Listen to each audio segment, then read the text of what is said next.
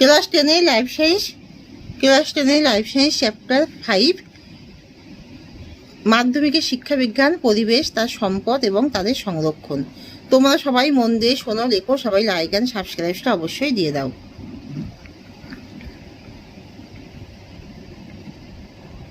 তাহলে আমি শুরু করছি।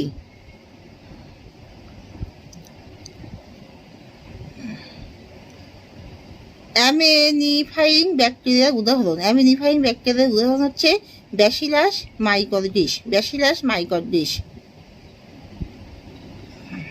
তাহলে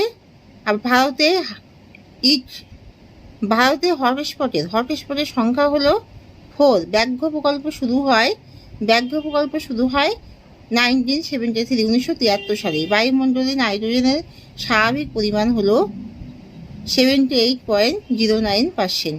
নিচের কোনটি নাইট্রোজেন স্থিতিকারী মৃতজীবী ব্যাকটেরিয়া? সবকটি এখানে যে অপশানগুলো আছে অ্যাজোটোব্যাক্টর, অজভর আকার বৈকজয় উকার টয়কার বজভর আকার কয়টয় র। কোলোস্ট্রিডিয়াম কয়লয় দন্তুস্বা টয়দাভরসী ডয়হস্যি অন্তুষ্ণাকা ম। রাইজোবিয়াম রয়কা হস্যই বৈকজয় উকার বয়হস্যি অন্তুষ্ণাকা ম। এই সবকটি। শব্দ দূষণের ফলে যে রোগটি হয় সেটি হলো সবকটি যে অপশানগুলো আছে। বধিরতা, রক্তচাপ বৃদ্ধি পায়, শোভন ক্ষমতা বিনষ্ট হয়। প্রাকৃতিক পরিবেশে সংরক্ষণকে কি বলে? সংরক্ষণকে বলে ইন সিটু সংরক্ষণ। তাহলে পশ্চিমবঙ্গের কোন অরণ্যকে UNESCO ওয়ার্ল্ড হেরিটেজ সাইট রূপে ঘোষণা করা হয়েছে? পশ্চিমবঙ্গের সুন্দরবন অঞ্চলকে। প্রাণীদেহে নাইট্রোজেনের উৎস কি? উদ্ভিদ ও প্রাণীজ প্রোটিন। পশ্চিমবঙ্গের কোথায় গন্ডার সংরক্ষণ করা হয়? জলদাপাড়া, গরুমারা ইত্যাদি জাতীয় উদ্যানে। কোন উদ্ভিদকে টেরর অফ বেঙ্গল বলা হয়? কচুরিপানাকে টেরর অফ বেঙ্গল বলা হয়। সম্প্রতি তাজমহলের ক্ষয়ের কারণ কি?